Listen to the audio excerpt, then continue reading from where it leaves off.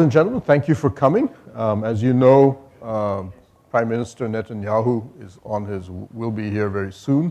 If I'm correct, the date's 14th, or still being settled at least for this month. And this will be only the second time an Israeli Prime Minister has come here. And of course, this was preceded by Prime Minister Modi's historic visit to Israel, not only as the first Indian Prime Minister to do so, but also in a manner that was a new development for us in the dehyphenation of our Israel and Palestine policies. They're essentially now running on two separate tracks. Shimon Peres, who I met a number of times, once told me, and since he's dead now he can't deny it, that when in the 1950s, when David Ben-Gurion had retired from politics, at least temporarily, and gone to a kibbutz, he said, Shimon Peres said, I, Ariel, as in Ariel Sharon, Yitzhak, who in this case was Yitzhak Rabin, and a few others of us were sitting around talking to Ben-Gurion. And Ben-Gurion in those days, being an old man who liked to hold forth on the big picture, he said, suddenly turned to us and he said, you know, one day, this is the 1950s, India and China are going to wake up. And when they do, all of you must remember they have no baggage regarding the Jew. Unlike the Europeans, there's none of the, the history, the bad history we have with them. They're neutral. So whatever else happens, when they wake up, you people have to make sure that on their forehead is written, Jew is not your enemy. Because this may one day be crucial to the survival of our race. So Peres says at that point we didn't take that very seriously because David Ben-Gurion is like a prophet. He would sit down and commune with God and all sorts of strange things that come out of it. So, but Peres, I would argue, was one of the key architects for turning around, persisting with the relationship with India, and then turning it around to what it is today. And now, the relationship with Israel is actually quite remarkable, not only in terms of the defense side, which of course is what we in the media like to focus on, but on almost every other front now. And it's, I would argue, also remarkable that if you look at the polling evidence, the Israeli Foreign Ministry did a poll, I think about 6 or 7 years ago, among a number of countries and asked them, what do you think of Israel? And they were actually shocked to find that Indians were among the most supportive of Israel. The highest approval rating that they got was, I think, the second highest in the world, even higher than America, was from Indians. They were so shocked, in fact, that they suppressed the numbers, and it was actually leaked to me by somebody else because on the American Jewish side, because the Israelis were a little embarrassed that the numbers looked a little too high and it looked like they doctored them. So, but anyway, today we have three distinguished speakers to talk about, I would say, three aspects of that relationship. Shiv Khemka, who will speak on the business side of it, if you wish. Ambassador Arun Singh on the diplomatic front, and General Saha to talk about the sexy parts, which is the defense side.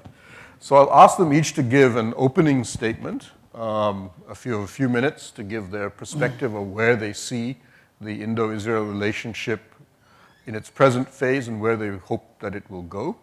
And then if we want to, may have a few questions from my side, and then after that we'll be happy to open it up to Q&A because I know that's always what audiences prefer. So, Mr. Khemka, why don't you... I think we should start perhaps with Indians. Okay, everybody's overly polite here. Please. Why don't you start? Okay, please go ahead. Okay, so just giving very briefly the broad political perspective. I think as the nature of the audience presence here shows, the India-Israel relationship has always been an interesting challenge. And I think there's a lot of focus on the relationship, and I find even the topic you're using the word transformational, because everybody trying to figure out how do you define this relationship. And the challenge has been right from the beginning, because many of you might recall that when the vote was taken at the UN for the establishment of the State of Israel, India had voted against the establishment of the State of Israel, because India's position as defined by the leadership of our movement for national independence was that you should not create a country based on religion. And that was based on our own experience, because they were opposing the creation of a country based on religion. So they voted against the establishment of the State of Israel. But once Israel was established, of course, India moved to recognize the State of Israel, and that was in 1950. But although India recognized the State of Israel, there was a hesitation in establishing full diplomatic relations, because in the wake of partition of India, there was some concern about what would be the impact on Muslim sentiment and population in India if India were to move full steam ahead with a relationship with Israel. So they held back for some time. But by the mid-1950s, the basic position was that we are now in a position to move towards establishing full diplomatic relations with Israel. And while that was being attempted, Israel joined UK and France in attacking Egypt over the nationalization of the Suez Canal. And once that happened, then again, sentiment in India and large number of developing countries moved away from Israel, and it became difficult to establish full diplomatic relations. So eventually, and then after that several decades followed, and eventually full diplomatic relations could be established only in the wake of the Oslo peace process, which started in the late 1980s, the dissolution of the Soviet Union, and a large number of countries in the 1990s establishing diplomatic relations with Israel. And that enabled India to move forward with establishment of full diplomatic relations. Once we established full diplomatic relations, we were then able to move forward in many areas where there was already a certain amount of activity and engagement.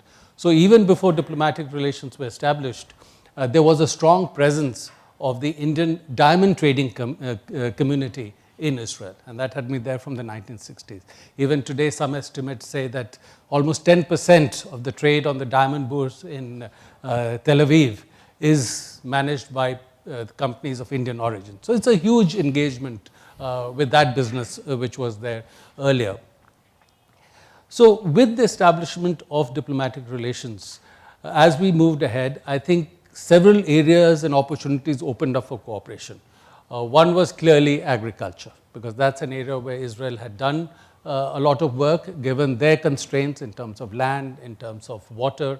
And so I was surprised to find, coming from Bihar, I always felt that the lychees from Muzaffarpur were best in the world, till I went to some of the northern kibbutz in Israel and found that they were as luscious and delicious there. So there is a certain amount of research and work and productivity being generated there in a whole range of crops. And that's why in India today, there are 15 functioning and more planned centers of excellence in terms of agriculture. The second area where opportunity opened up was in high tech, because India in some areas has been strong in services, but Israel has been strong in products, in technology. And one of the points I used to make in reaching out to Israeli businesses was at the time when I was there, so the population of Israel was about 7 million. And at that time in India, we were adding 15 million new mobile phone subscribers every month. So if Israel was looking at scaling up in the economic sense, in the engineering sense, clearly India would be a very useful partner. And when Israel looked east, India was the first friendly country for Israel. And therefore, that was again an opportunity that they needed to seize. And then when you look at details, you find for many Israeli companies, when they're looking at scaling up, many have a presence in India which is larger than their presence within Israel itself. And several of the CEOs had told me that they're doing a certain amount of R&D and development work in India, focusing not just at the Indian market, but at the global market, because certain amount of cost-effective R&D is taking place in India. And then, of course, the third area that General Saha will talk about more has been defense cooperation. And there again, it flourished for several reasons, because as many of the reports now have pointed out, that Israel, even when we didn't have relations, full diplomatic relations in 1962, in 1965, in 1971, enabled supplies of defense equipment to India from Israel that were needed by the Indian armed forces critically at that time. And many might recall that in 1999, at the time of the Kargil conflict, just as the conflict broke out, the then Director General in the Israeli Defense Ministry was in India within days and basically saying, tell us what you need and whatever we can supply, we are ready to supply, we'll negotiate prices and other things later. So aside from the fact of the supplies, the psychological impact on the Indian political establishment, on the Indian defense establishment of a partner who's ready to work with you was obviously very, very critical and has enabled us to move forward with the relationship. But even as all this is happening, I think we should be mindful of the constraints. So there cannot be full convergence in the interests of any two countries because their interests, their position, the historical aspects differ. So if you look at Israel, for example, we have stakes in the Arab countries with more than 8 million Indians there, a large percentage of our energy supplies coming from the Arab countries, the remittances from our workers there. So we have certain stake in the Arab world, in the Islamic world, in Iran, and Israel's relationships and positions are different, and we'll have to factor that in. Or if we take at how Israel looks at Iran, Israel sees Iran as an existential threat to itself and is working to partner with Arab countries to, in a sense, contain, push back Iran. Now, we don't see Iran as an existential threat. In fact, we see Iran as a useful partner, as a useful opportunity, especially in the context of Afghanistan. We are looking at development of the Chabahar port even more so that we can access Afghanistan and Central Asia better, keeping in mind the constraints posed by Pakistan in terms of enabling us to get that access. Or if you look at China, because clearly while we are building elements of interaction, cooperation in our relationship with China, there are challenges, which all of you have been hearing the conversations here, reading the papers, reports, are aware of, with the growing Chinese economic and military presence and projection in the area around India. Now, Prime Minister Netanyahu, when our Prime Minister was in Israel, said that the Israel-India partnership is a marriage made in heaven. When he had gone to China a little earlier, he had said that the Israel-China partnership is a marriage made in heaven. So they look at China differently. And from their point of view, it's understandable because Israel, given the difficult situation it is in, would like to build a good partnership, a good relationship with as many countries as it can. And China is a major power in the world. It's a permanent member of the UN Security Council. And again, some reports will tell you that in Asia, India is the third largest trading partner for Israel. And you ask, who are the first two? So the first is China, and second is Hong Kong. Now, Hong Kong is again essentially Chinese trade taking place through Hong Kong.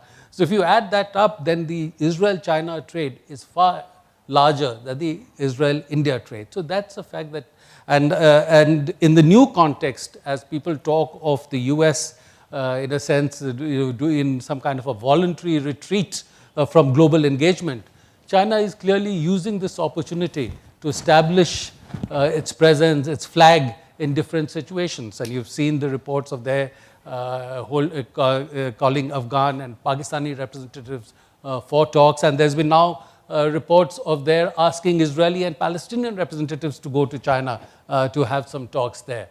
So in the framework of Chinese presence expanding globally, again, it makes sense for Israel to consolidate its relationship with China. And even with Pakistan, Israel doesn't really have a formal relationship with Pakistan. But many of you might remember that on 1st September 2005, the Israeli and Pakistani foreign ministers met in Turkey. And at that time, there was another organization called the American Jewish Congress, which has since stopped functioning, which hosted a meeting for President Musharraf in New York. So there was a clear attempt by Israel, by the American sections of the American Jewish community, to reach out to Pakistan to see if Pakistan could be persuaded to establish a wider interaction relationship with Israel. That didn't move forward because Pakistan politically was not in a position to move forward. So the point I'm making is that the interests of countries are different. We have to look at convergences, build on them, but we shouldn't expect automatic convergence in the interest, and therefore there would be limits to the relationship. So to sum it up, I would say that, and taking off from the title you gave, that the India-Israel relationship is an interesting challenge. It's a very useful partnership for India, useful partnership for Israel, and that is what has enabled it to develop. The optics and politics of the relationship has certainly transformed because the political leadership in India is today far more willing to be publicly seen as supporting the relationship. For example, when I had served in Israel as ambassador for 3 years, virtually every senior bureaucratic and army leadership has visited Israel several times because there was a lot of engagement happening, but the defense minister never visited. But if you see in the last couple of years, the Indian president has visited, the Israeli president has come, our prime minister has gone, the foreign minister has gone, and now the Israeli prime minister is coming again. So the optics and the nature of the political engagement has completely, certainly transformed, but we have to be mindful of the limits of the opportunity. Thank you. Thank you. General Saha? Well, the ambassador just recalled the relationship in defense back to 62. Allow me to take it back by exactly a century. You know, it's the Lancers of Hyderabad, Jodhpur and Mysore who captured Haifa, the last strong bastion, if you will, of the Ottoman Empire. And this was something which was, officially recognized by the government of Israel when they put out a postage stamp, recounting a century of relationship. And more recently, you just heard 62, 65, 71, and actually the game changer in Kargil came because of, I think, some very smart munitions that we got from Israel. If you were to take it still forward, from my own experience as a brigade commander on the line of control in Kashmir, the real prized possession used to be something called the LORAS, Long Range Reconnaissance and Optical System, where in those days, 2006-07, something that could turn night into day was obviously a great possession. And more recently, as a corps commander there in Kashmir, the Heron UAV, by the way, we hold many more Herons than the Israelis hold. Yeah. And that was the most important, most critical surveillance device, if you will. The point is, all that I have recounted to you are products which were ready-made. So there are limitations when you go, too much after ready-made products because the technological life allows usage only up to a limited period. And that is the shift which is happening in our relationship now. As you can see with the signing of the LRSAM, long-range surface-to-air missiles, medium-range surface-to-air missiles, the cooperation that is happening with the Defense Research and Development Organization and the equivalent in Israel, that is a shift, as you can see in the relationship. In short, we are traveling upstream when it comes to defense cooperation. The other point which I wish to highlight, when our Prime Minister had visited Israel in July, there was no mention of defense anywhere in whatever joint statements, in whatever communique that came out. In a sense, it is an acknowledgement of the fact that we have become comfortable in our defense relationship with Israel. So that's a point which I thought I must underscore. Having said that, the level of comfort should not be comforting enough for us. And here I must highlight that especially in the field of cyber, I think there is a lot of untapped potential which exists. And the other point is, as you are aware, this Make in India, it seems to be moving pretty well in several other sectors, but defense, which is a critical sector, there are still a lot of challenges to be overcome. And I think one of the major challenges in the defense is how well our MSMEs are doing in defense. I think if you go by the Dhirendra Singh committee report, we are almost 6,000 MSMEs that are supplying to our defense public sector units, they are supplying to our ordnance factories and whatever limited space is occupied by the private industries. I think MSMEs are the ones who should be looking at Israel to try and get from them more and more. It is not as if nothing has happened. There are some good success stories. If you look at the number of joint ventures that have taken place with Israeli industries, both by large private industries as well as a few MSMEs, there is pretty good happening in that. So in short, when it comes to, in terms of the munitions and military hardware, the important takeaway, as I look at it, or important recommendations, if you will, is to take the relationship more and more upstream as we proceed. On other issues, I think one major one was this exercise Blue Flag that took place in the month of October. This is the first time India has participated in a joint exercise, that too multinational, 8-nation exercise in Israel.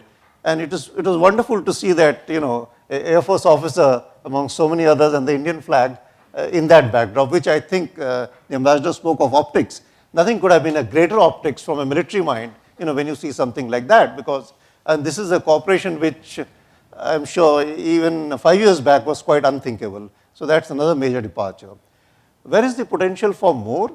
Well, if you ask me in this, for the kind of, you know, threats, commonality of threats, if you will, may not be in terms of the adversary, but in terms of the content of the threat. For example, terror there, terror here. Whether you like the word isolation or not, whether you like the word encirclement or not, or that cliched pearl of strings, there is some kind of an encirclement that both the nations face. Which is the best word? People who are English honors can figure it out. But the point is, there is a commonality in that. Then if you see, Ambassador also mentioned on this, you know, from Israel, if you looked at the closest friend eastwards, it's India. So if you look at it from that point of view also, if there are so many fundamentals that are common in the security perceptions of the two countries, I see no reason why we should not be engaging a lot more in exchanges in our courses of instructions. Because I've had the good fortune of doing 2 separate years, one in UK and one in US, with my Israeli counterparts. Trust me, we could spend hours, you know, talking about how we were dealing. It wasn't very different. So as I look at it, there is a potential to do a lot more in terms of combined exercises, in terms of attending courses in each other countries at all levels. I mean, starting from the senior NCOs to senior officers, there is potential to do a lot more. On that note, I think as we speak of a transformational partnership here, A, there is a sense of confidence, B, there is a potential to do a lot more. Thank you. Thank you. Mr. Kemka. Thank you. I first visited Israel 2 years ago, so I don't have the long history and experience of my esteemed colleagues here.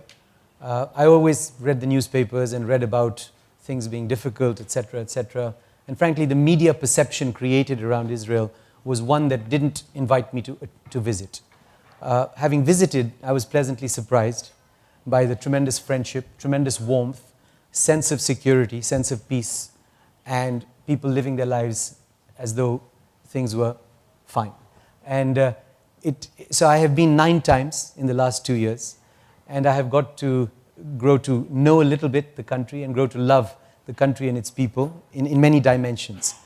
Being a businessman, I don't have such a high, lofty view of the world, but from my small position, I'd like to say a few things. We come from a huge country, 1.3 billion people. This is a small country, 8 million people, out of whom an Israeli friend of mine explained to me, 2 million are old people and very young people, so they're not part of the productive economy. Another 2 million are ultra-Orthodox, so they're studying all the time. They have to study, they don't go to the army, they don't do anything, they study. That's what they do. And it's religious studies. 2 million more are from the Arabic background, and so they're not really part of the very productive part of the economy. So really, 2 million people in Israel have created what we call the Israeli economic miracle, which is an economy of $390 billion, just to give you the size and scale of that economy. If you look at it, they're punching well above their weight. If you look anywhere on the planet, you will rarely find such a productive economy at such small scale.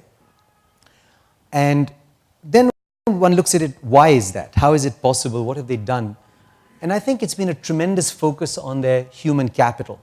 It's an unrelenting focus on human capital, the development of human capital, whether through education and a sense of entrepreneurship, and a leveling of all these people through the mandatory army service that they have to give for 2 to 3 years, and a sense and a training that happens during that service that units like 8200 and others who are doing deep technology work, when these people come out, they create a lot of very interesting new ideas connected with the economy, whether it's in agriculture, healthcare, and so on and so forth. So every time I go to Israel, and I've been, as I said, 9 times, I've always visited 2 to 5 new companies just to see what's happening. And every time I'm more and more amazed by the tremendous creativity of the Israeli people, the tremendously interesting things they're doing in terms of agriculture, healthcare, the automotive sector, defense, cyber, smart cities, infrastructure, and on, doing very interesting things and things that can really have an impact not just in Israel but globally and will change the world. And their connectivity is what's really interesting. Obviously, the deepest connectivity they have is to the US. The diaspora that exists in the US and globally has been a great resource to Israel in helping them achieve what they have. And I think India has a tremendous diaspora around the world, and India should learn how the Israelis have really nurtured that diaspora to help Israel become everything it can. Obviously, the diaspora has had leading business families around the world. We're delighted to have some dear friends of ours today, the Lauder family, Estee Lauder, who created the great Estee Lauder group, and is one of the world's leading cosmetics companies, personal products companies. And so many such Israeli or Jewish business people around the world have created great business empires and have all in their own way come back to help and be part of that diaspora. Ronald Lauder is head of the World Jewish Congress, very actively involved in supporting the Israeli cause around the world. And many other families like this have helped in many different ways. And so it's been really enlightening for me, at least, to learn and to see how has the nation, such a small nation, created such a lot of commercial wealth. The education system is something I'd like to focus on because I think it really comes down to education.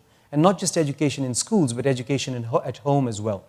Education at home starts with the spiritual training, the religious training, discipline.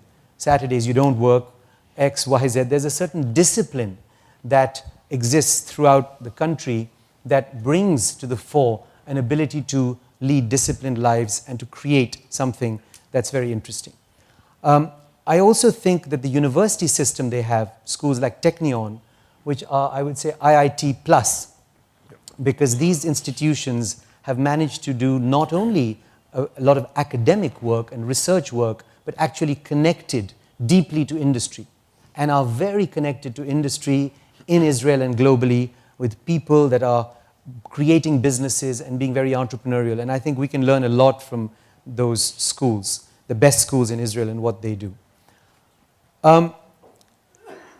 In terms of the opportunities between India and Israel, I think there are tremendous opportunities because for Israel and all the innovation they have a very small market. At the end of the day, where can they go? So they come up with very creative things. They go to the US. A lot of them have deep connectivity into the US. But the US itself often absorbs them in, and they lose that separate identity by being merged in, by being bought, etc., etc. Whereas coming to India, they can actually take a lot of those technologies and help those technologies grow and spread. And I've seen many small companies from Israel that are doing very interesting work in different areas, whether it's agriculture, healthcare, and so on, using artificial intelligence, using big data, using a lot of the new technologies that exist to create interesting business ideas, which can be scaled in a country like India. I'd like to end with just talking about the social fabric and how they've managed to create that. And again, I think we can learn a lot from that. I happened to meet and get to know Shimon Peres during the last decade of his life, and someone that actually convinced me to go to Israel to visit. And the first reason I went was to tie up with his foundation. He has a foundation that he headed called LEAD, which was started by Maurice Kahn, who started Amdocs. And it's a foundation to teach young people to be good leaders and entrepreneurial leaders. So 2 years ago, we tied up with them and we work very closely with them. And we are exchanging students and doing many things with them. And tremendously interesting focus on how they work with young people to train them to be good entrepreneurs and to actually be productive members of society. Second thing is they have this gap year. Many of them come to India, and that has been a great tool that they've used to actually get to know the world for their young people and get them to travel and learn a lot of things. We work closely with Israel Aid. They're very, very philanthropic. They work around the world. And again, it's part of, in a way, the tradition, the religious traditions of the country to be philanthropic and to serve. And so Israel Aid, after the earthquake in Nepal, actually is where we met them. In Sindhu Palchak, up in the mountains, after the tremendous earthquake a couple of years ago, who was there? The Israelis, working at the front end of the problem with everyone, trying to solve problems, trying to build houses, trying to repair damaged families and damaged lives. And so we started working with them, and now we have a partnership with Israel Aid working around the world, in refugee camps around the world, and so on. Again, to learn how they do this. And finally, I'd like to say that the diaspora organized itself in a way that we can learn a lot from. And one of the things they did, and I went for the first time last year, was to something called the Maccabea. Maccabea are the games which happen every 4 years, the Olympic Games of the Jewish people worldwide. And during, for many, many years, they were not allowed to participate in the Olympics. So they said, fine, we're going to create our own games. They created their own games, and great legends were born from these games, like Mark Spitz, for example, who won all the Olympic medals and so on and so forth. So very, very interesting cultural, social methodology they've created to create pride in their nation, to create connectivity globally, even though they were separated and lived all over the world, and now a homeland that they've built in a very short time, really since India gained its independence. 1 year after that was when Israel was created. So it's been a pleasure getting to know Israel, and I think it's just the beginning of really what I think will be a very strong relationship. I'd like to end that by just saying, I believe the US, India, and Israel together is a very strong architecture to think about globally, and it can actually be a counterbalance to a lot of the other architectures that are developing on the planet. Thank you. I'm just going to ask each of you one short question, and I'll ask for a short answer before I turn it to the audience for Q&A. Ambassador, now we've mentioned that the new policy, or should we say it's now formally declared, we're having a dehyphenation where Israel and Palestine policies, if you wish, run on separate tracks. The Prime Minister has now made a trip to Israel, and he'll now make a separate trip, probably in February, to Palestine, state visit. But in each case, he was not visited the other state on the way. So do you think this policy is feasible? Is it something that is actually workable in reality? So I would say to some extent this policy has been in action for quite some time, because the basic approach, and I think across many governments, and there have been changes of government in India, is to maintain our position on the Palestine issue, and while maintaining that, unhesitatingly improve bilateral relations with Israel. Because strengthening bilateral relationship with Israel in different areas, and we mentioned that, technology, economy, defense, is in India's interest. So keeping our national interest in mind, don't hesitate in strengthening the bilateral relationship. And even as you're doing that, on the broader Israel-Palestine issue, stay in tune with the international norm. And I think that's the basis on which the government has worked it so far. So I would say at one level that dehyphenation has happened. Now, what has been done usually is that whenever an Indian minister has visited Israel, they've also made it a point to visit Palestine, because that was one way of dealing with some criticism that might follow. And my own view was that by deflecting all such criticism and taking whatever steps that were needed for that, maintaining the position on the Israel-Palestine issue was helpful, because then strengthening the bilateral relationship with Israel did not come in for criticism. And we were able to do that because that was in our interest and should be able. So I think to some extent that has happened. Perhaps it is now being taken one level further by doing a visit to Israel and not visiting Palestine, and then separately doing a visit to Palestine and not visiting Israel. So I think it's one level further in the same direction and not something necessarily completely new. General Saha, you mentioned that the degree of confidence we have with Israel is remarkable. I don't think arguably we don't have it with almost any other major weapons supplier to us. And in fact, as many will know, we even have a nuclear military understanding with Israel, and it's the only country in the world either of us have such a relationship with. Officially, Israel doesn't even have a nuclear arsenal, but they actually work with us, at least on the technological side. But given that we now in India have an enormous array of options when it comes to arms supplies, whether it's not just the Americans, but we have the Swedes, we have European countries, we have the French, we have the Japanese suddenly coming on the horizon, very slowly though. And all of these options are there. Where do you think, what is unique about the Israel-India military relationship? And keep in mind, as a Knesset report issued a few years ago, while the official figures are not there, the Knesset actually said in Israel that almost 50% of Israel's arms exports now come to India. We are by far the single largest buyer. General.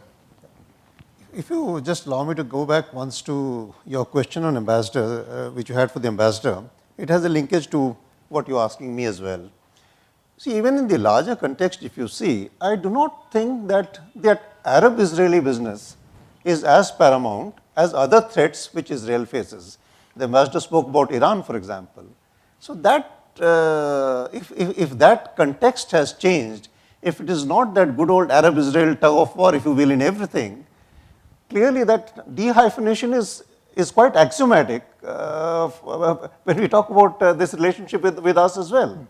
I mean, if, for example, Prime Minister Modi went to Israel, not too many countries seem to be very worried about that really. There wasn't too much writing in the media anywhere in the world.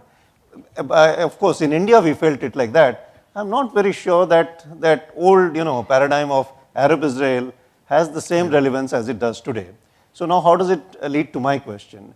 If you ask me very frankly, I think we are moving away from an arms supplier relationship with Israel to a much wider scope of relationship. Both, even if you look at it purely from the perspective of arms, as I said, rather than being an arms supplier, we are depending on them more for technology supplying. Right. We are depending on them more for coming in as joint ventures.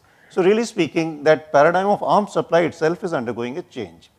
And the other point which I touched upon when I spoke also is, by and large, if you see, we are definitely striving to move towards a relationship of, shall we say, strategic confidence with each other. A relationship of strategic reliance, which is not necessarily only kind of hinging on supply of arms. So that way the entire scope and spectrum of our defense relationship with them is undergoing a change. The other point, where I think between two nations who choose to have relationship like this, there is a lot to be picked up. Like Shiv Khemka spoke about the way they grow their people. They have this great organization called Talpiot, where they pick up a young fellow, the brightest chap from the training academy, and literally groom him to master technology, to put it very simply, to become like a technology leader for their armed forces. They are grooming him through all the three services, making him an expert and bringing him back in to the system when they want him in the forces, going out and leading technology when he has to in an industry or in the R&D, wherever it is. I think that is the place, or that is the depth to which I think our relationship with Israel, our defense relationship with Israel got to develop. And well, by and large, this is something which is pretty benign, even though if it is in the compass of defense.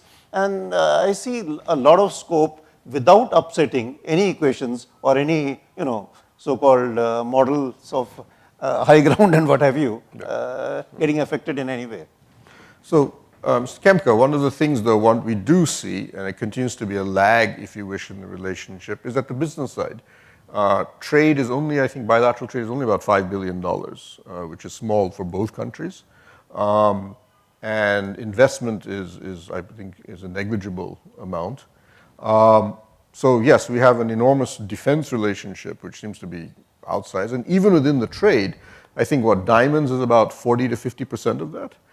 So what is the problem here, if you wish, or is it not a problem at all that we should be looking at something else in the economics? So I don't think it's a problem as such. I just think it's the stages of development. I think the first stage was the government organizations, which were really primarily defense related, starting to work with India, becoming comfortable. The diamond businesses obviously started much before that with private sector, etc. And I think as the comfort between the relations between the two countries at a geopolitical level has deepened, I think connectivity between businesses has started to connect up more. And I think now you're going to see a flurry of, 100 companies are coming with Prime Minister Netanyahu to India. And most of them have nothing to do with defense. So they're in all kinds of other sectors. And so I think the thing is these companies are small. Often these companies are small. They're not very large.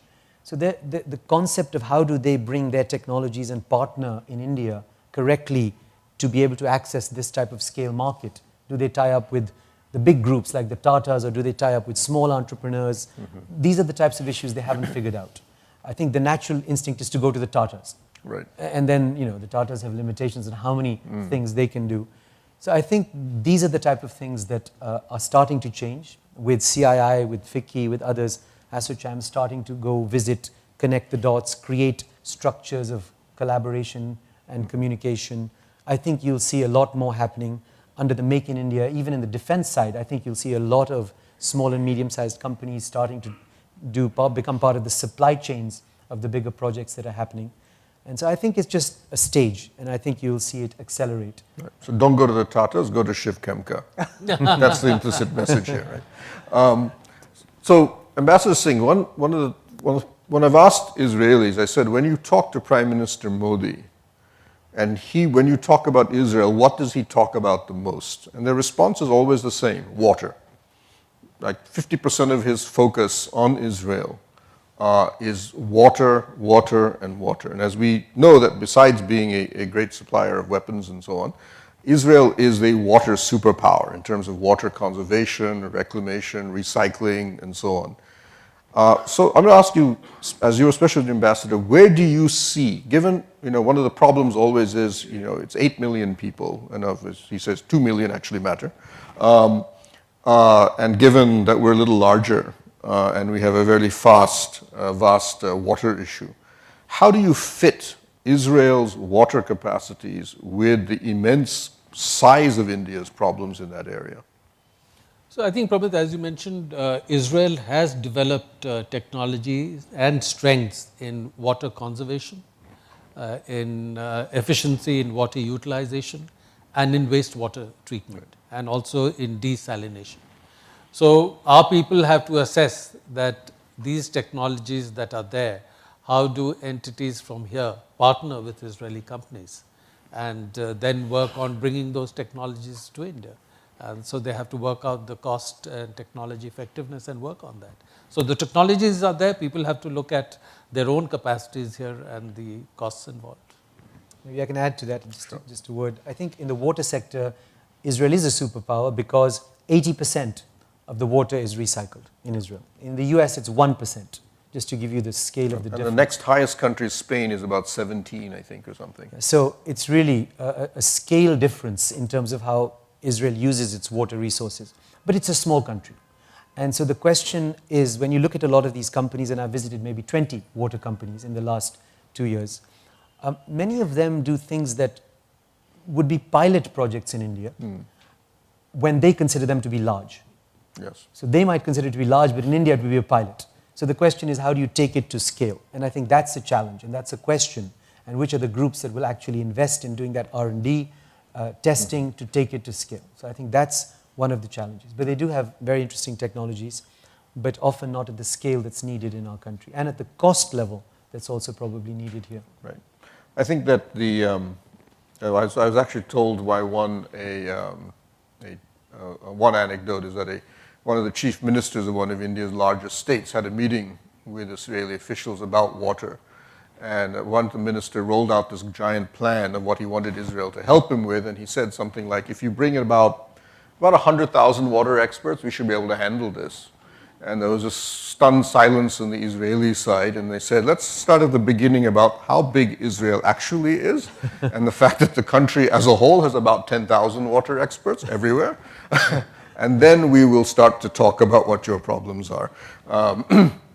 So scale, yes, scale is always a bit of an issue, at least in terms of the number of people involved. And it's a standard joke now among Israeli officials when they deal with Indians by starting their sentences or their speeches by saying, India and Israel together, we are 1/6 of mankind.